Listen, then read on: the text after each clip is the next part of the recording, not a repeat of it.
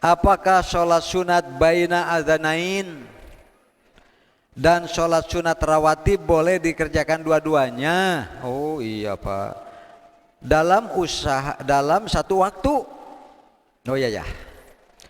Apakah sholat sunat baina adzanain dan sholat sunat rawatib boleh dikerjakan dua-duanya dalam satu waktu? Pak Ustadz, terima kasih. Wassalam. Tuh.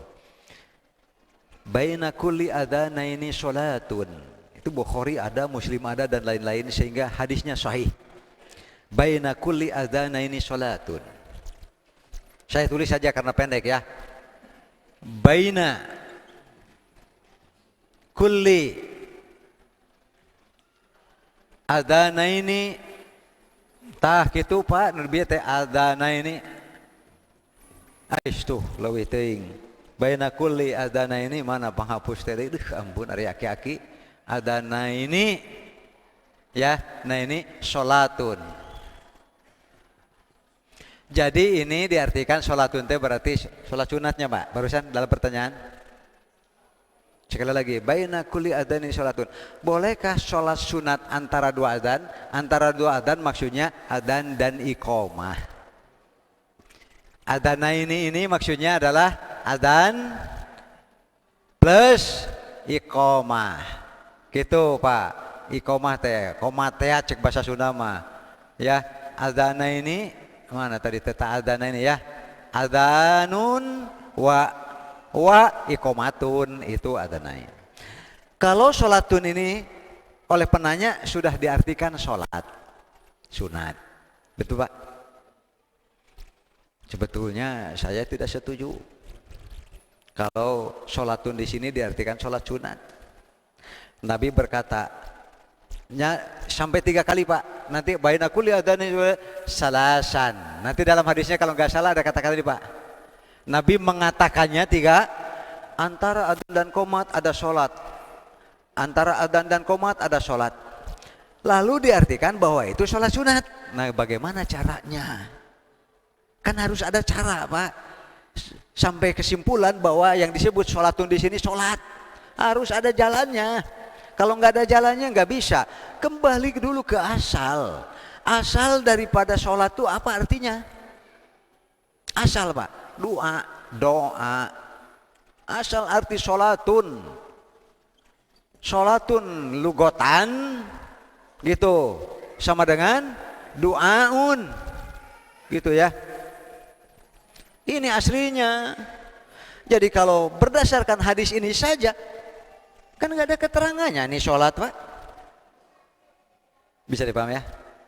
Asal daripada sholatun adalah doa. Berarti kalau secara biasa artinya adalah di antara adzan dan qomat ada. Apa keberatannya diartikan seperti itu? Satu dulu Pak. Ini namanya alur berpikir pada saat memahami sebuah hadis. Kalau ini diartikan sholatun artinya doa, nggak perlu dalil. Karena Bapak Ibu nggak perlu dalil lain, cukup kembali kepada asal. Sholatun apa artinya? Doa. Tidak ada sholatun artinya ibadah tertentu itu. Sejak kapan? Sejak Nabi menjelaskan bahwa sholat yang saya maksud adalah dimulai dengan takbiratul ihram. Itu namanya sudah bukan doa lugotan Pak. Kalau ini kan namanya lugotan.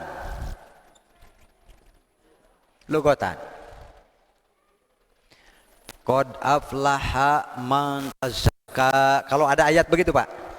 Qad aflaha, sungguh telah berbahagia man tazakka. Bapak Ibu artikan apa? Sungguh telah berbahagia orang yang mensucikan dirinya, mensucikan akidahnya, menyucikan ibadahnya, mensucikan juga amal perbuatannya. Memang asli arti tazakka secara umum membersihkan, menyucikan. Kapan zakat itu berarti asalnya mengeluarkan sebagian harta yang khusus dengan persentase yang khusus, yaitu harus ada dalil lain.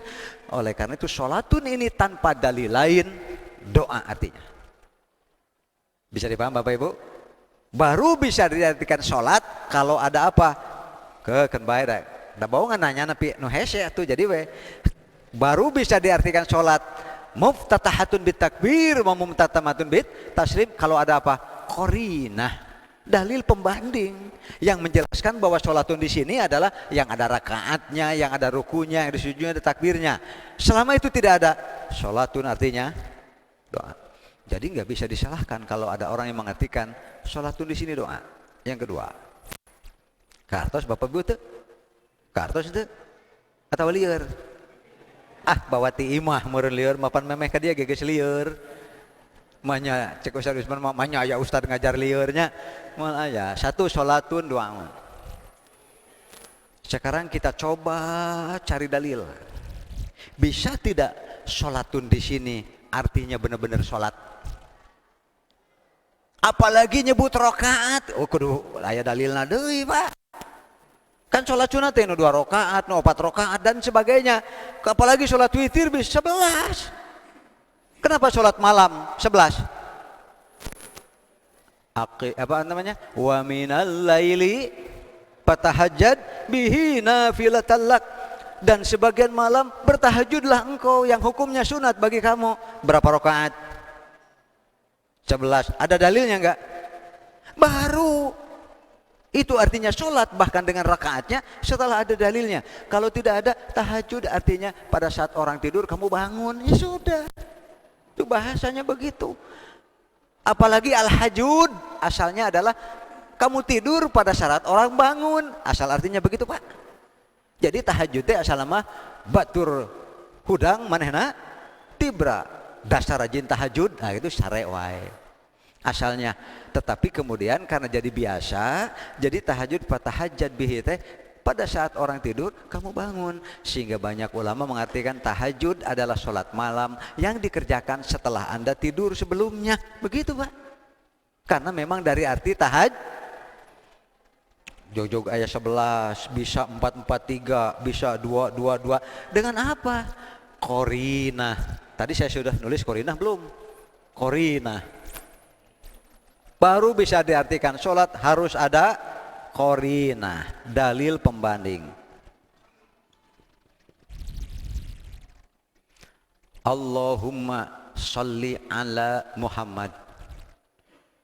Bisa dipaham, Pak? Ya Allah, sholli ala Muhammad. Ya Allah, sholatlah engkau kepada Muhammad. Kita nyuruh sholat kepada Allah. Bisa dipahaminya? Jadi meureun Allah teh meureun Allahu Akbar. Sholat, Pak. Bisa dipaham, Pak? Oh, ini mah maksudnya salawat karena ada dalil, Pak. Jadi sholatun berarti ada sholatun artinya berdoa, sholatun artinya sholat, sholatun ada artinya sholawatan, Pak. Atasnya. Nah, baina kulli adzanani sholatun ini apa?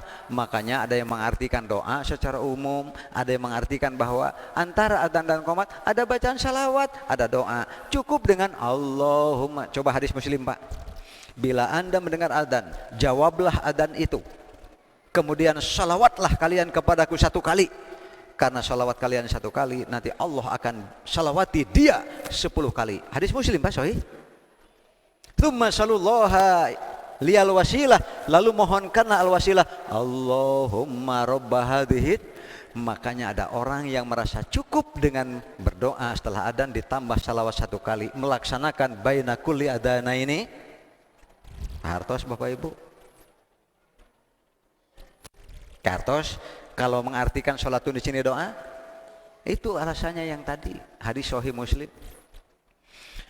Yang tidak ada dalil adalah mengartikan bahwa ini tidak ada dalilnya, Pak. Tos adzan 2 rakaat qomat, tos adzan 2 rakaat qomat. Setiap setelah adzan dan qomat 2 rakaat. Nepi ka irha we ge moal aya dalilna. Nu kitu mangarang. Ini pertanyaan terpengaruh oleh karangan sampai akhirnya bolehkah saya mengerjakan salat sunat antara 2 adzan dan rawatib sekalian? Tuh, Pak.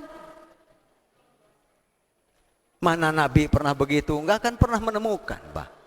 Praktek seperti itu. Walhasil carilah. Ini sholatun di sini ada. Kalimat yang paling mirip nanti Bapak Ibu baca hadisnya itu adalah maksudnya qobla maghrib saja. sehingga para ulama membatasinya antara setiap adzan dan qomat maghrib ada 2 rakaat. Kata maya dalil nampak sama-sama menggunakan kata sallu qoblal maghribi, sallu qoblal maghribi, sallu qoblal maghrib. Sama Nabi pun mengucapkannya 3 kali salasan, sehingga lihat Sahih Muslim Pak, dalam syarahnya Imam An-Nawawi, hadis ini dengan hadis sallu qoblal maghrib eta keneh maksudna. Bisa dipaham Bapak Ibu ya. Jadi kalau orang beralasan ini maksudnya doa secara umum, mereka pakai dalil Sahih Muslim bahwa setelah adzan jawab dulu, setelah itu selawat 1 kali, lalu Allahumma robba hadhihi da'wat tamah dan seterusnya, cukup untuk melaksanakan hadis ini. Itu satu kelompok Pak. Kelompok kedua, ini maksudnya qoblal maghrib, karena hadisnya ternyata sama kalimatnya baina kulli adzani, sama-sama diucapkan 3 kali. Ternyata oleh sahabat pun dilaksanakan. Cuma hadis ini dilaksanakan hanya waktu qobla maghrib, sehingga tidak masuk kepada rawatib. Jadi qobla maghrib teh aya Pak, tapi bukan rawatib, sehingga para ulama menyebutnya sunnatun duna sunnah, nilainya di bawah sholat rawatib. Jadi saya termasuk yang berkeyakinan yang dimaksud dengan baina kulli adzani sholatun ini adalah qobla maghrib. Yang mau mengerjakan silahkan, yang tidak apa-apa. Nilainya ada, tapi tidak sebanding dengan nilai sholat rawatib, qobla duhur, ba'da maghrib, ba'da isya, dan qobla subuh. Jadi qobla maghrib ada tidak ada Bu? Ayah, makanya seperti para sahabat, kalau mau masuk masjid, mumpung nih maghrib ya maghrib, kalau yang waktu lain gak ada. Makanya saya katakan ngarang, mengartikan baina kulli adzani sholatun seperti itu, sehingga ada sholat 2 rakaat antara adzan dan qomat, gak ada dalilnya sama sekali. Itu pikiran orang, silahkan saja. Tapi kalau dengan qobla maghrib ada. Sahabat prakteknya masuk ke masjid, kalau mereka, Nabi belum keluar nih, sudah adzan, tapi Nabi belum keluar mengimami, mereka cari tiang-tiang Pak yang aman, supaya kalau Nabi keluar dan sahabat mulai bersab, mereka tidak terganggu dan tidak mengganggu. Itulah nasib 2 rakaat qobla maghrib. Kadang-kadang ditinggalkan kudu berjamaah Pak, nyamkeun bae da bongan milih qobla maghribnya, sehingga akibatnya bisa jadi ia tidak dari awal mengikuti sholat berjamaah. Ini maksudnya, makanya pertanyaannya, bolehkah barang dua-duanya dilaksanakan? Ya tuh bisa. Da ieu mah ayana ngan qobla maghrib ungkul saja, dan pada qobla maghrib tidak ada rawa. Bisa dimengerti Bapak? Bisa dimengerti Pak? Nanti kalau belum mengerti balikan deui orang jelaskeun deui. Lieur Pak. Demikian Bapak Ibu.